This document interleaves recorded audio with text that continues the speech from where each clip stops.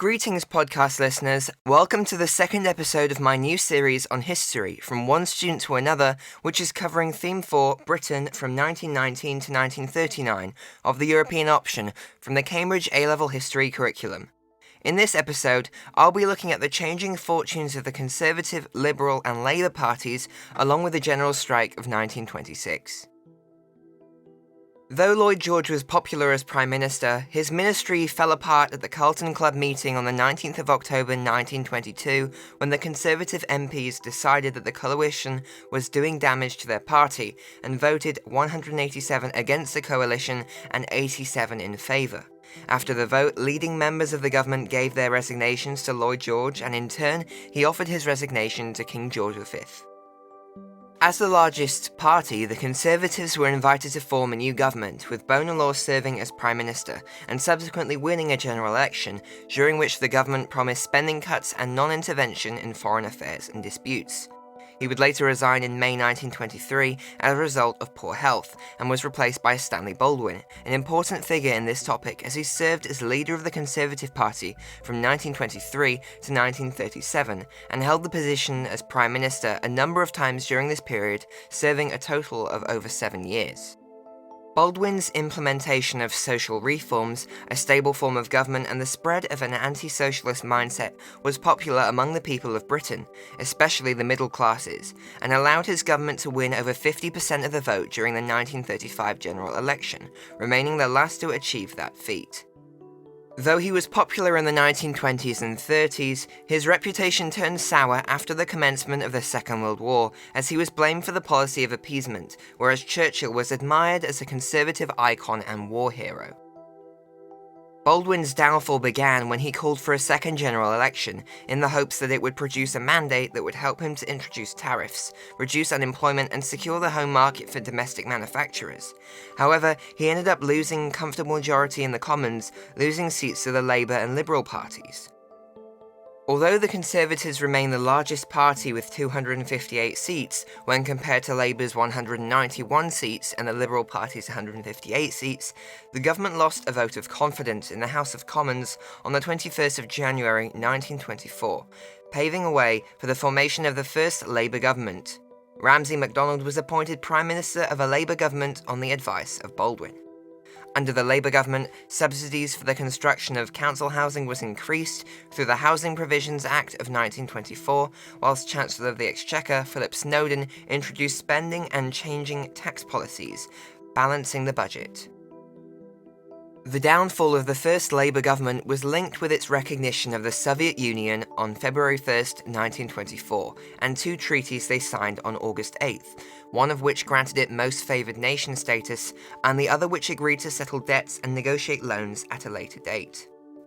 The Conservatives and Liberals had already criticised the Labour Party's relationship with the Soviet Union, and their distaste was exacerbated when the Labour government dropped the prosecution of J.R. Campbell, who had written a seditious article in the official newspaper for the Communist Party of Great Britain, Workers' Weekly, and was arrested for incitement to mutiny. The Liberal Party called for a committee to investigate the government's decision as to whether it was an act of political interference.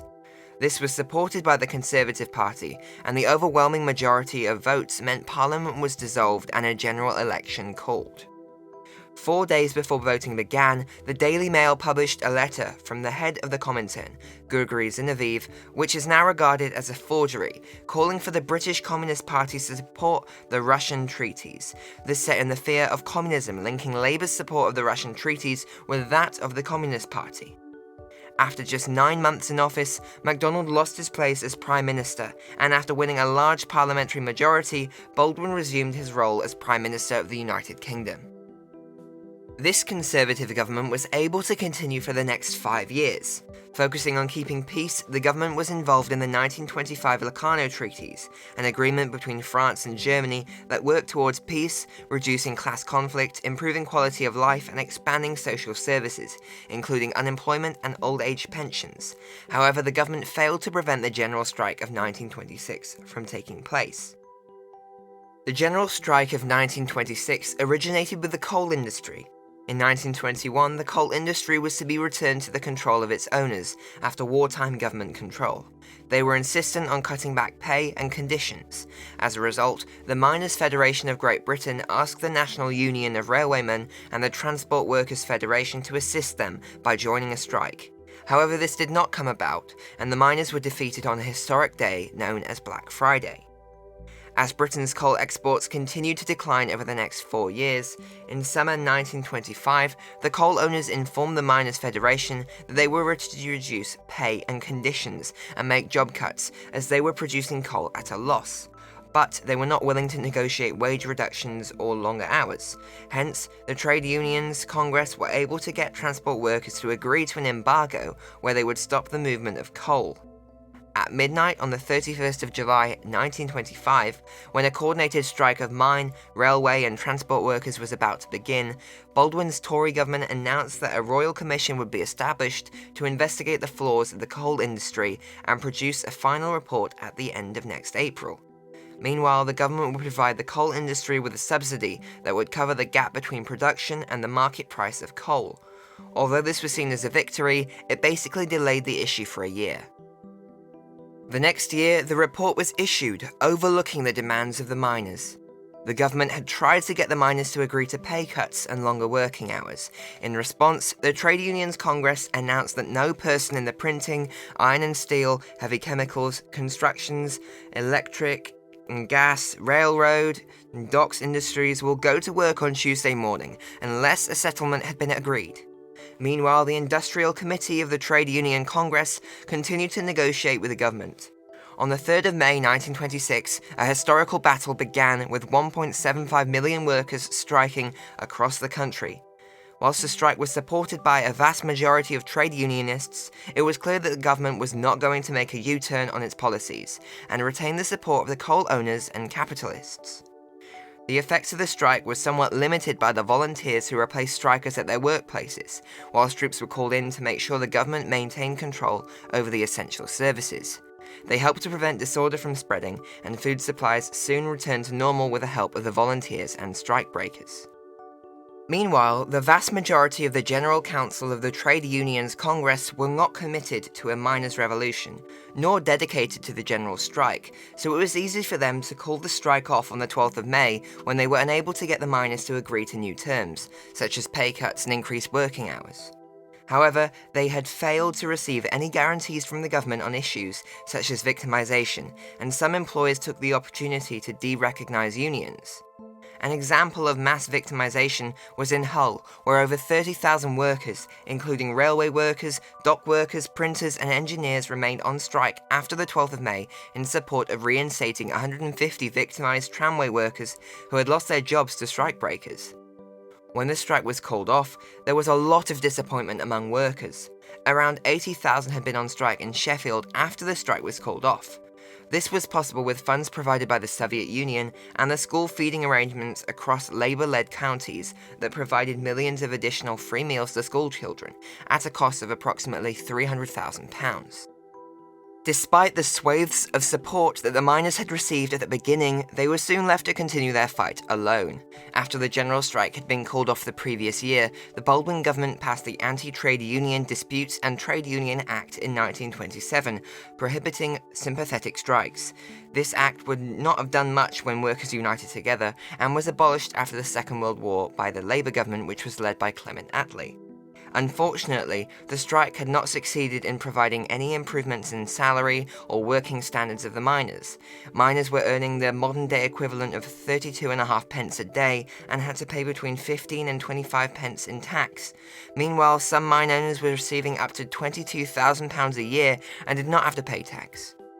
Later, during the general election of 1929, Labour emerged as the largest party in a hung parliament, despite receiving less votes than the Conservatives. As a result, on June 4, 1929, Baldwin resigned from his post as Prime Minister, and Ramsay MacDonald came in for his second term as Prime Minister, leading the second Labour government. It was not going to be easy for the Labour government. The Wall Street crash of 1929 would lead to the Great Depression, a devastating economic event that would lead to a 50% reduction in exports over the next 2 years, and leave 2 million unemployed by December 1930. I'll speak more about this in the next episode. The effects of the Great Depression had not been helped by the general strike. The unfair distribution of wealth between the miners and mine owners meant that the working class had little to spend on food and goods. As the largest population group had no money to spend, businesses were struggling for income. A few changes were made during the time the second Labour government was in power. Firstly, it implemented the 1930 Coal Mines Act, which brought the working day of miners down from 8 hours to 7.5 hours, and had mine owners control over minimum prices and production quotas. Secondly, it implemented the 1930 Housing Act, which called for poor quality housing to be demolished and replaced with new buildings, resulting in 450,000 former slum dwellers being rehoused by August 1936 due to the mass clearance of slums. However, with regards to solving the Great Depression, the government wasn't able to do so. They rejected the Mosley Memorandum in May 1930, which suggested state control over industry and the use of credit to expand the economy. In 1931, Sir George May was appointed to head a committee on national expenditure. His report, published at the end of July, suggested increased taxation and public spending cuts in order to balance the budget. As the Labour government was unable to agree on what measures they should take to avert the disastrous effects of the Great Depression, on the 24th of August 1931, MacDonald formed a national government with the Conservatives and some Liberals, much to the dismay of the Labour Party. Thank you for listening to this episode of History from One Student to Another. The next episode will be about how the national government approached the effects of the Great Depression and shaped Britain in the 1930s. Please click subscribe to be notified when the next episode is released. Goodbye.